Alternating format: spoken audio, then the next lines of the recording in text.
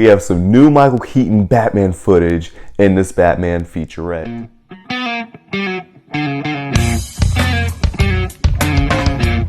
Did I say Batman featurette? I meant The Flash, but let's be honest, this is really a Batman movie. This video is gonna get copyright claimed by Warner Brothers anyways. I might as well just show you guys the whole featurette.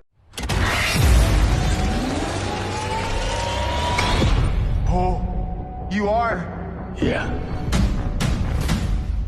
I'm Batman.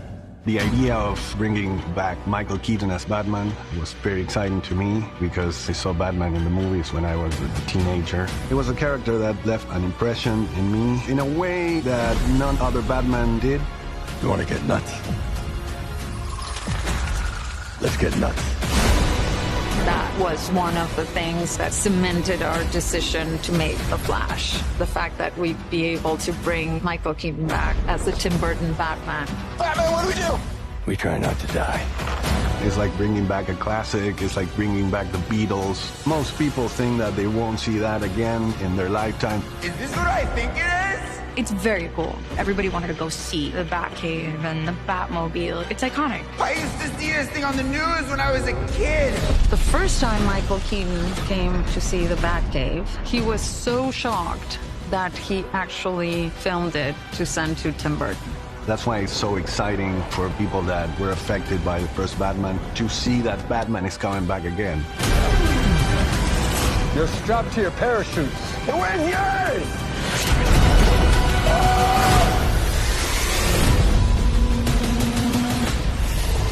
One thing I really like about this featurette is how Andy Muschietti basically said that Batman was basically, this version of Batman, Michael Keaton's version, was a part of his childhood. I'm pretty sure it was a part of a lot of people's childhood. I mean, that's what really brought Batman back to his darker roots in movie form. Before that point, we had The Dark Knight Returns, which was Frank Miller's comic, which brought Batman back to his extremely dark roots. It made him grindier, it made him grittier, it made him a little bit more grungy. And then had it not been for that comic, we wouldn't have had a dark Batman to this day, and we probably wouldn't have that Batman without Michael Keaton's version as well from Tim Burton.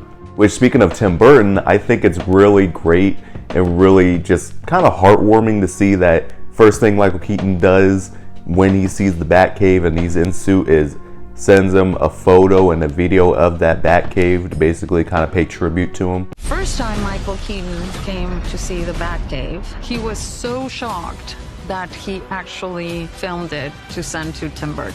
It's such a nice friendship to see because also keep in mind, before this movie, Michael Keaton said he wouldn't play as Batman again unless Tim Burton was directing. So it's still cool to see those two kind of communicating even to this day. I also think it's interesting the fact that they said that this movie was an excuse to bring back Michael Keaton's Batman. Was one of the things that cemented our decision to make The Flash. The fact that we'd be able to bring Michael Keaton back as the Tim Burton Batman. Which I can see that aspect, but from what I heard from early reviews and what we've read, it's still a Flash movie. Which, in my opinion, if you're gonna go with Michael Keaton's Batman to sell this movie, that's the best option to go with since he's an iconic character, he's a really good actor, and he's a lot of people's favorite version of the character, and we're also going to see him in newer ways that we've never seen Michael Keaton's Batman portrayed on screen. Another thing I want to point out is how good the suit actually looks. The bat suit always depends on certain lighting. The reason why it looks bad in some shots of the trailers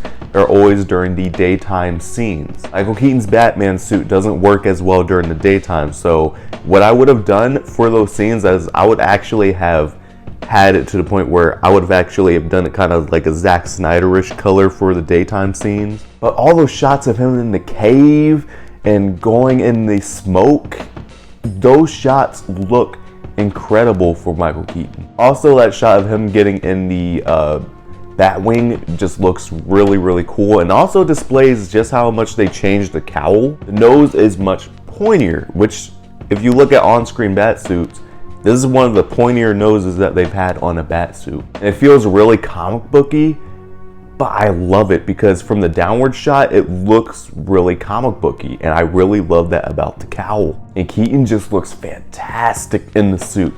Like, really, really good. But my favorite shot outside of the downward shot of his nose is actually where they showed him in the cockpit of the Batwing, where they're flying over to get Sasha Callier, Supergirl. All in all this does is just get me more excited for this movie. What did you guys think of this featurette? Bring on the Flash hype down below in the comment section. And as always, if you guys liked the video, make sure to subscribe today to join the Azilization.